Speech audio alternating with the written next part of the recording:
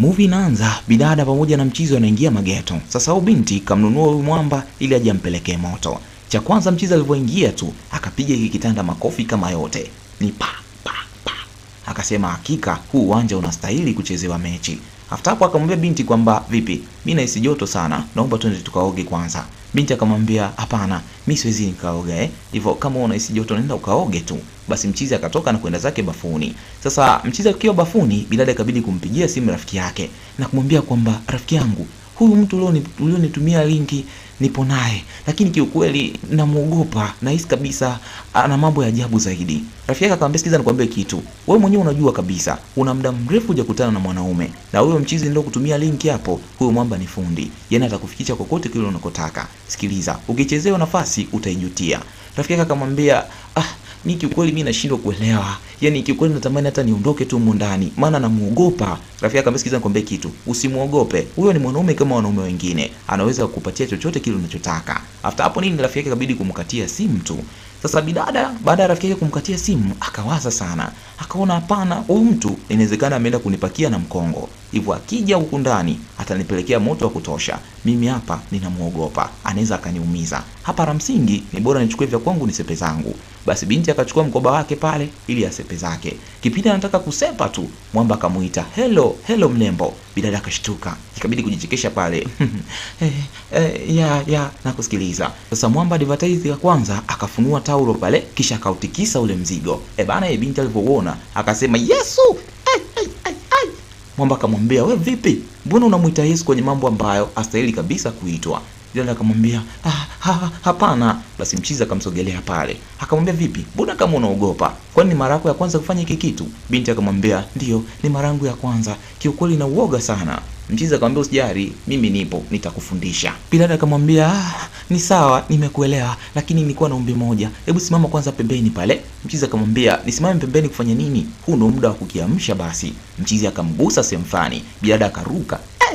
Mwamba akamwambia, sasa hapa ndo naanza. Alafu nataka uketi hapo kitandani, ukisha keti, mguu mmoja uende kushoto, mwingine kulia. After hapo nini? Mimi nitaingia hapo katikati, nitailamba." Bidada akamwambia, "Hebu subiri kidogo basi, nataka nikavue viatu." Sasa hiyo kuvua viatu, bidada akashikilia na mkoba kabisa.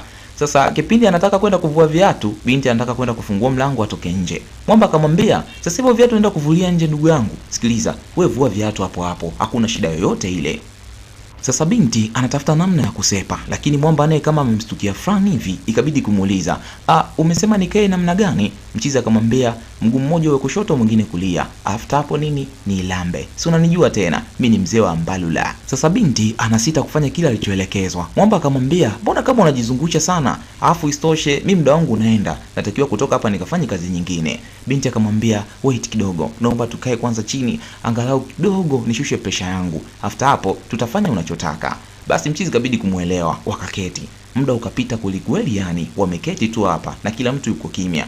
Sasa mwamba akamuuliza, "Mbona muda unazidi kwenda? Na istoshe umesema unashusha pressure tu. Mimi na imani pressure yako itakuwa imeshakaa sawa. Hivyo mimi naomba unipe niichape, unipe maokoto yangu nipite hivi." Binti akamwambia, "Tafadhali subiri kidogo basi.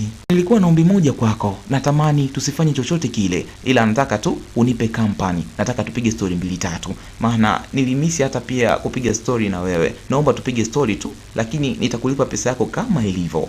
Mchizi akamtizama pale kisha akamwambia, "Mna shida, kama story tu, mbona mimi story pia naziweza. Nitakupa kampani ya story mpaka kuna kucha asubuhi." Basi binti kabidi kufanya hivyo. Baada ya masaa machache kupita, tunaona kweli bana wakiwa wanapiga story kama zote. Bidada ikabidi kumuuliza, "Hivi wewe hauna mahusiano? Yaani inamaanisha hauna mke?" Mchizi akamwambia, "Mimi sina mke na istoshe mimi ni MC. Hivyo siwezi nikawa na mke kabisa. Maana nimekuwa nikisimamia ndoa nyingi sana, lakini cha ajabu zaidi hizo ndoa zimekuwa hazidumu. Hivyo mimi nimejifunza kitu kupitia hizo ndoa, na ndo maana mpaka sasa sijaoa. Lakini niliamua tu kuanzisha kampeni yangu ya kuwasaidia wanandoa wote ambao wamekuwa wakitrafiana kwenye ndoa, wamekuwa wakiumizana. Hivyo wale wanawake wote wanaoumizwa, mimi ndo nimekuwa kimbilio lao la kuwapa huduma sahihi." Sasa mchizi akamwambia kwamba, "Tumepiga story nyingi sana, ila sijajua jina lako. Ningetamani kulifahamu." Binti akamwambia, "Mimi naitwa Jennifer." Mchizi aliposikia Jennifer, Jenny, jamani, yani jina lako linafanana na Alex wangu. Yaani hakika umenifanya nimkumbuke ex wangu. Yaani nikiwa naye ghetto. Alafu kichwani nimeshaweka vitu vyangu. Yaani kichwa kinazunguka fulani hivi afu naye ameshakula vitu vyake. Bana akiikalia hapa juu mpaka kuna kucha. Yaani hakuna kupoa. Ni mwendo wa kupelekea na vibe tu. Basi binti alivyosikia hivyo akacheka kweli yani. Bana zilipigwa story nyingi sana. Siku iliyofuata Jennifer yuko na rafiki yake. Jennifer akamwambia Sophie kwamba kiukweli jana nimeshindwa kabisa kumsaliti mume wangu. Binti akamwambia, "Hivyo uko sawa kweli? Unahisi mume wako huko aliko miaka 5 yote hiyo hafanyi, anasubiria tu aje kufanya kwako? Sikiliza, acha ushamba bana. Richmond mwanaume sahihi, alikuwa na uwezo wa kukulizisha na kufikisha unapotaka." Dada akamwambia, "Hapana, mimi siwezi kabisa kumsaliti mume wangu. Nitamvumilia mpaka pale atakaporudi." Sasa binti kabidi kumuuliza, "Kwani wewe tayari ushadate na Richmond?" Bidada akamwambia, "Hapana, na kama ningekuwa nimeshalala naye nisinge kuconnect naye. Lakini pia shoga yangu, mimi nahisi kuna kitu unanificha. Hivi kweli kabisa umelala na Richmond mpaka asubuhi? Hakuna chochote kile mlichokifanya?" Bidada akamwambia, "Ndio, hatujafanya chochote kile. Ila Richmond ana vituko kweli yani. Yaani kanichekesha mpaka mbavu zimeniuma.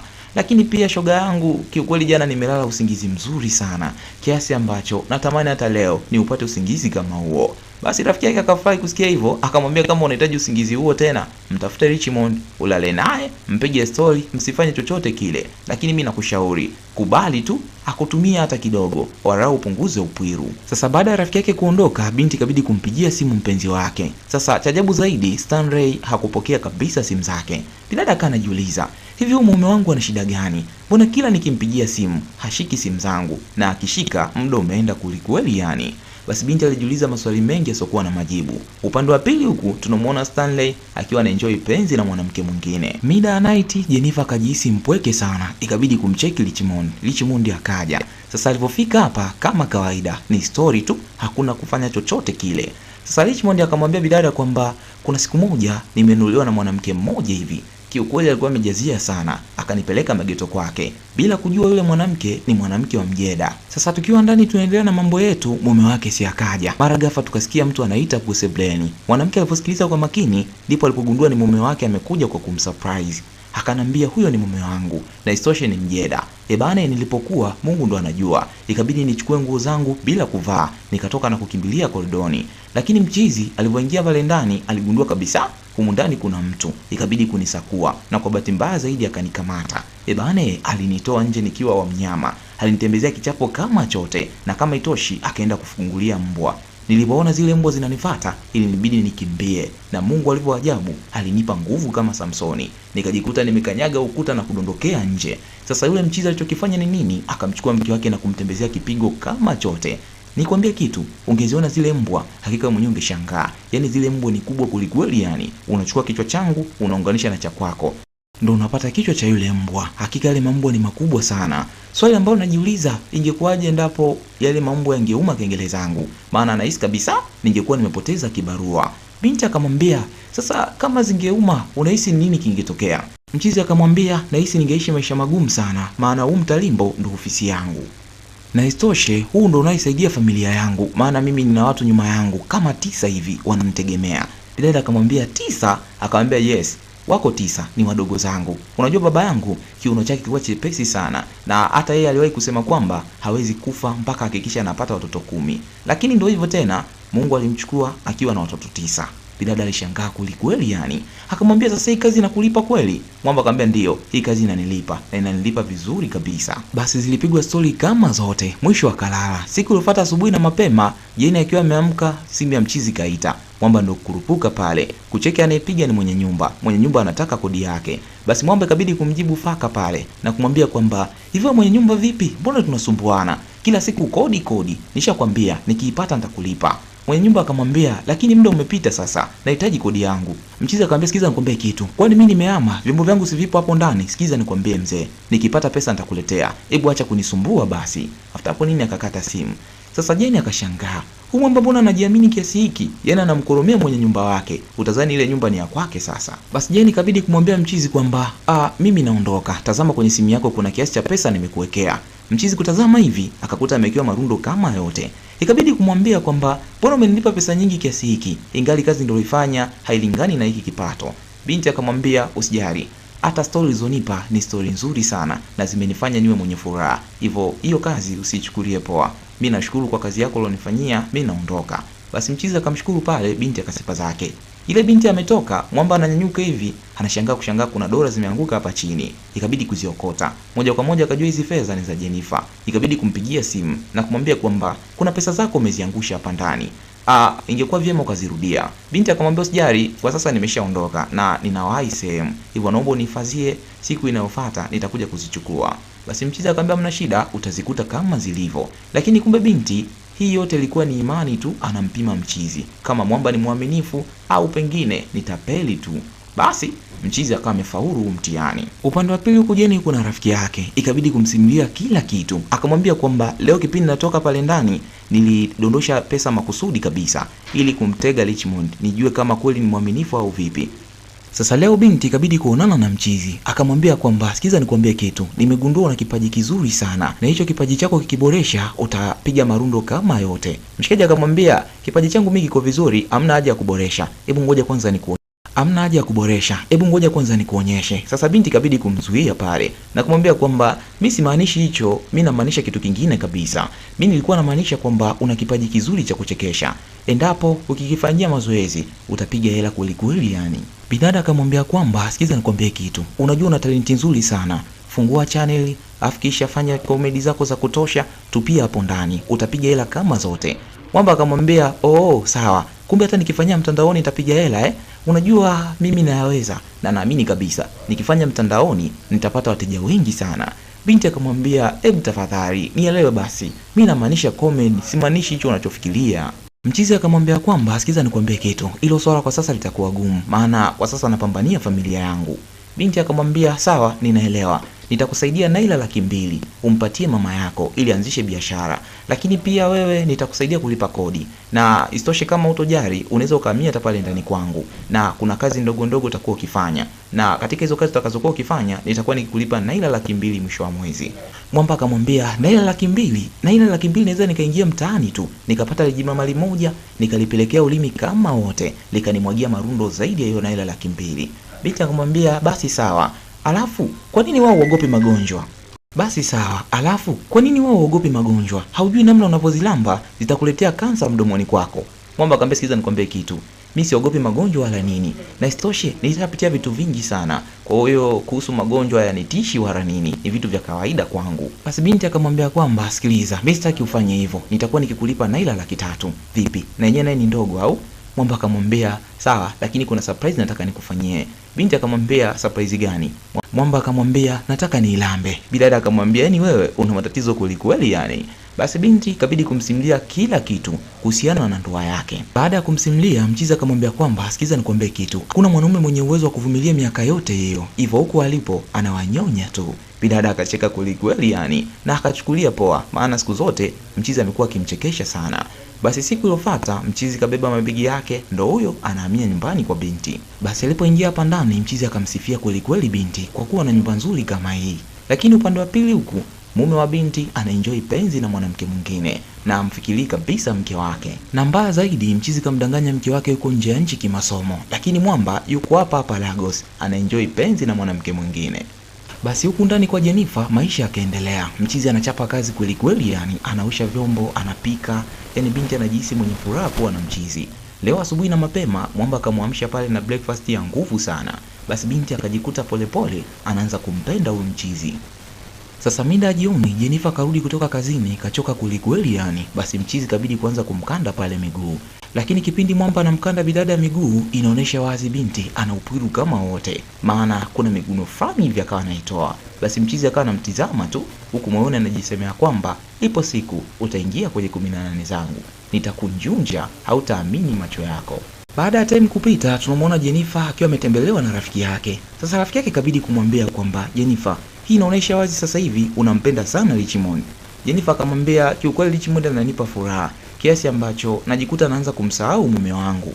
Basi binti akamwambia sikiza nikwambie kitu, kama Richmond anakupa furaha, naamini anastahili kuwa kwenye maisha yako. Japo ni mwanaume fulani hivyo mambo mengi, lakini mimi nahisi kabisa anaweza akakufaa kwenye maisha yako. Hivyo shogangu, nikwambie kitu, mfikirie mara 2 mara 3. huyu ni mwanaume wa kuwa naye na sio kumpoteza. Basi Jennifer akamwelewa rafiki yake. Sasa upande wa pili kwa mume wake anamdanganya huyu mchepuko wake kwamba amepata dharura ya kikazi, hivyo inambidi asafiri mara moja, after hapo nini atawahi kurudi. Binti akamwambia, lakini unajua kabisa mpenzi wangu, tumebakiza muda mfupi tufunge harusi yetu. Kwa nini usingevumilia tumalizane na mambo ya harusi, after hapo ndo usafiri? Mwamba akamwambia, inabidi unisamehe babe, maana hii ni ratiba ya kikazi, inanibidi niende tu. Basi binti ikabidi kumwelewa mchizi. Lakini kumbe Mwamba alikuwa amemmisi mke wake, na hapa anachokifanya ni kumdanganya huyu mchepuko wake ili mradi tu apate nafasi aende nyumbani kwake. Siku iliyofuata asubuhi na mapema, mchizi akamsurprise Jennifer. Jennifer akashangaa kweli yani kuona mume wake amerudi bila taarifa. Sasa Jennifer anawaza atafanya nini, maana ndani yupo Richmond. Basi mchizi kwa furaha sana akamkumbatia mke wake, lakini Jennifer akamkumbatia pale, lakini kichwani ana mambo mengi sana, anajiuliza kitakuwaje huko ndani. Basi Mwamba alipoingia hapa ndani akakutana na Richmond. Richmond akamsalimia, habari mkuu. Mwamba akajiuliza huyu ni nani, ikabidi kumuuliza Jennifer. Jennifer akamwambia, mume wangu, huyu ni dereva wangu, anaitwa Richmond. Richmond, huyu ni mume wangu, ndo yule nilokuelezea. Basi Richmond akafurahi kumfahamu mchizi. Mchizi hakutaka kuelewa chochote kile, akamwambia mke wake kwamba ana njaa sana, anahitaji chakula. Basi akatengewa msosi mezani. Akiwa mezani anapata chakula, akamwagiza binti amletee maji ya kunywa pale pamoja na juisi. Binti akaleta. Lakini kama itoshi, mchizi akamwagiza tena kitu kingine. Sasa kipindi anamwagiza binti, Richmond anaumia kweli kweli yani. Na moja kwa moja akawa ameshajua mchizi anamdharau huyu binti. Na ndio maana amekuwa mtu wa kumpelekesha sana. Sasa mida ya night, Jennifer akiwa na mpenzi wake chumbani hapa, Mwamba akataka wanyanduane. Jennifer akawa anamkatalia pale. Kipindi mchizi anafosi, mara ghafla Richmond akaingia. Mwamba akashangaa, wewe nani amekuruhusu kuingia chumbani kwangu bila hodi? Mshikaji akamwambia, nimekuja kutaka kujua kama kuna kazi nyingine mnipatie, maana nahitaji kwenda kulala. Binti akamwambia hakuna kazi yoyote. Mwamba akamwambia, una uhakika bosi? Mchizi akamwambia, sikiza nikwambie kitu, kama kazi zote zimeisha, naomba uchukue hivyo viatu vyangu hapo ukanisafishie. Basi mchizi akachukua vile viatu. Kisha akamwambia Mwamba kwamba hivi viatu mbona ni visafi tu bosi, havina haja ya kusafishwa wala nini. Mchizi akamwambia, hivyo unajielewa? Nimekwambia chukua hivyo viatu kavisafishe na usitaki kabisa uniulize maswali. Basi Richmond ikabidi kusepa. Kipindi anaondoka akageuka na kumwambia, lakini bosi, hivi viatu naweza nikavisafishia tu hapa hapa. Mchizi akamwambia, hivyo kijana, uko sawa kweli? Kwa unataka ugande hapo, ushuhudie mimi na mpenzi wangu tukipelekeana moto, si ndio eh? Mchizi ili swala lilimuuma sana. Basi kinyonge kabidi tu asepe zake. Sasa alivyosepa, mchizi kabidi tena kumbambia pale mke wake. Mwisho wa siku mwanamke kabidi kumkwepa na kumwambia kwamba samahani babe, naisikiu sana, naomba nikanywe maji nirudi afu tufanye hicho unachotaka. Basi mchizi kabidi kumruhusu pale. Binti moja kwa moja akatoka akaja huko jikoni. Moja kwa moja binti alijua kabisa huko jikoni atamkuta Richmond. Kweli mchizi alikuwa huko kapaniki kweli yani. Anaumia kwa kumkuta binti anataka kufanya kile alichokifanya. Basi binti kabidi kumuomba msamaha Richmond na kumwambia kwamba kiukweli mimi sikujua kama angerudi kwa wakati huu, maana mimi mwenyewe amenishtukiza. Hivyo naomba unisamehe sana Richmond. Jennifer akamwambia kwamba kiukweli hapa jikoni nimekuja kuchukua maji tu na kuzungumza na wewe. Hivyo naomba niondoke, maana nikiendelea kuchelewa hapa anaweza akaja huko jikoni. Mwamba akamwambia, kwa hiyo unarudi tena chumbani kwako? Binti akamwambia, yes. Unafikiri nitaenda wapi? Inabidi nirudi tu chumbani kwangu. Hii kauli ilimuuma kweli Richmond. Akaona kabisa mwanamke anayempenda ndo yule anaenda kuliwa. Jennifer alivyorudi chumbani, mume wake akafosi pale, anataka apewe tunda la katikati. Bidada ikabidi kumgomea na kumwambia jisikii vizuri. Sasa Mwamba alivyoona mke wake anamgomea, akawaka kweli yani. Akamwambia, najua kabisa humu ndani kuna kitu kinaendelea. Haiwezekani yule Mwamba yuko humu ndani na mimi namjua vizuri. Mara kibao nimekuwa nikimfuatilia mtandaoni. Ni comedian mzuri sana. Haiwezekani aache kazi yake aje kukaa humu ndani eti afanye kazi za ndani. Hii inaonyesha wazi yule sio dereva wako tu. Yule ni mwanaume wako. Binti akamwambia, sikiliza nikwambie kitu mume wangu. Yule ni dereva wangu kabla hajafanya hicho ambacho unakiona. Na hata hicho anachokifanya, mimi ndo ndiye mshauri afanye. Hivyo nakuomba mume wangu, usimfikirie vibaya. Basi mchizi kabidi kumuelewa mke wake, akamwambia kwamba nimekuja hapa Nigeria, kuna mzigo nilikuja nao, lakini umekamatwa bandarini. Hivyo kuna pesa kadhaa nahitaji ili nisaidie kuutoa ule mzigo, maana ni kodi inayodaiwa na anadaiwa kama naira milioni 10. Basi binti akamwambia, usijali mpenzi wangu, nitakupatia hiyo pesa. Mwamba akafurahi kusikia hivyo. Sasa leo Richmond katoka na Stanley. Wakiwa hapa mchizi anamsubiria Stanley aje ili wasepe zao, akaja huyu mwamba hapa rafiki yake na Richmond. Sasa akiwa anapiga story mbili tatu, mchizi akaja. Alipokuja huyu rafiki yake na Richmond akamuita huyu mwamba kwamba, "Papa Amanda, kumbe unapatikana mtaani hapa?" Mchizi akashangaa. Akamwambia, "Wewe vipi? Mimi sio Papa Amanda bana, unanifananisha nini?" Mchizi akamwambia, "Hapana, Papa Amanda mimi nakujua mwanangu. Sasa umekuja hiki kitao huku unazuga." Sasa Richmond ikabidi kumuuliza, "Mwanangu, unafahamiana na huyu mtu?" Mchizi akamwambia, "Ndio, huyu ni Papa Amanda, mimi namjua vizuri kabisa na tunaishi naye kule kitani kwetu." Mwamba akamwambia, "Sikiza nikwambie kitu. Wewe kijana, acha kunishobokea. Mimi sikujui au unijui." After hapo nini Mwamba akaingia zake kwenye ndinga. Basi Richmond ikabidi kuwasha gari pale ili wasepe zao. Mwamba ikabidi kuaga na kumwambia, "Oya, Papa Amanda umenikana, sio mbaya mwanangu. Tutakutana tu kitaa." Sasa yule mchizi alipotoka pale ikabidi kumpigia yule mchepuko wa Papa Amanda na kumuelezea kila kitu. Akamwambia kwamba mwanaume wako hajasafiri wala nini. Nimekutana naye hapa mitaa ya kati. Bidada akashangaa. Akamwambia, "Una uhakika na unachokisema?" Akamwambia, "Ndio, mimi nina uhakika. Na kuna rafiki yangu mmoja hivi ndio dereva wake. Hivyo kama uamini, mimi nitawasiliana na yule mtu, nitakupeleka mpaka anapoishi."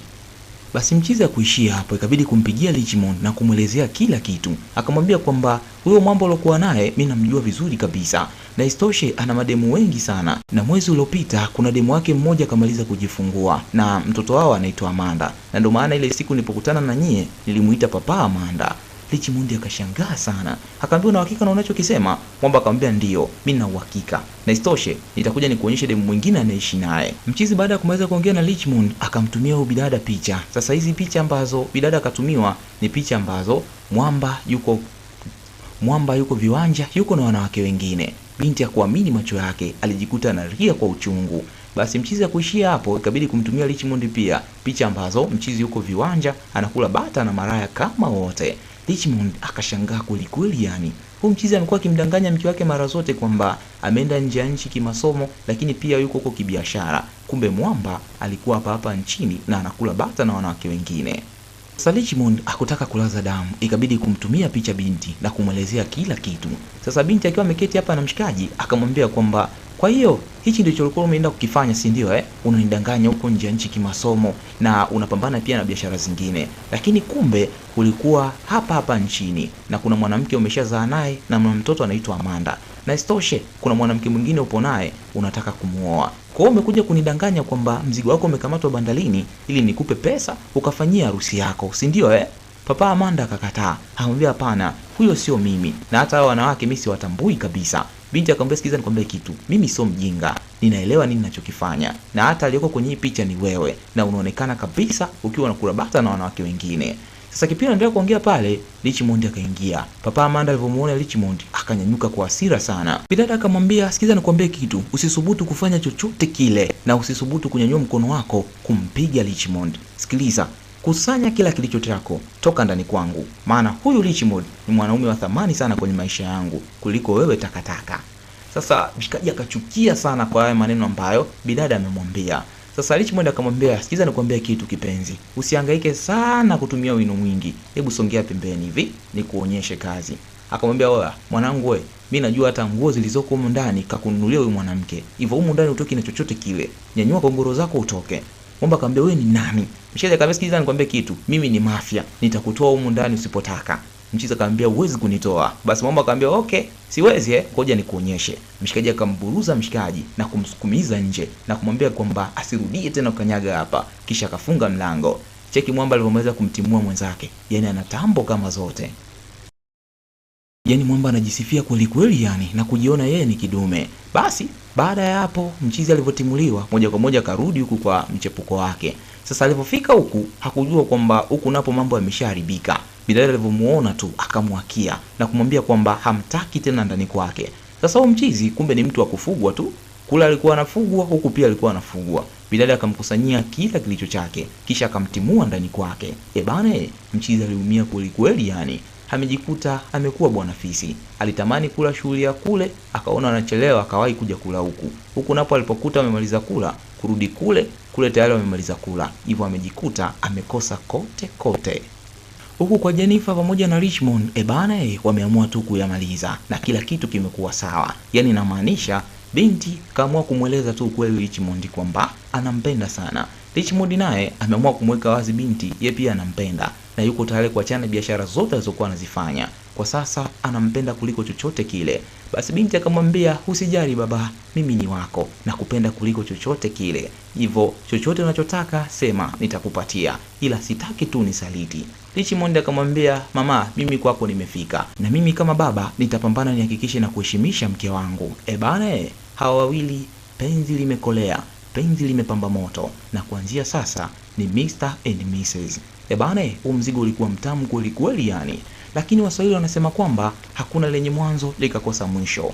Kwa leo tunaishia hapa wanangu. Lakini pia kabla hujaondoka, usisahau kusubscribe, kulike, kucomment pamoja na kushare. Kisha bofya alama kengele ili uwe wa kwanza kupata mitiririko ya kazi zote kali tunazoziachia kila siku.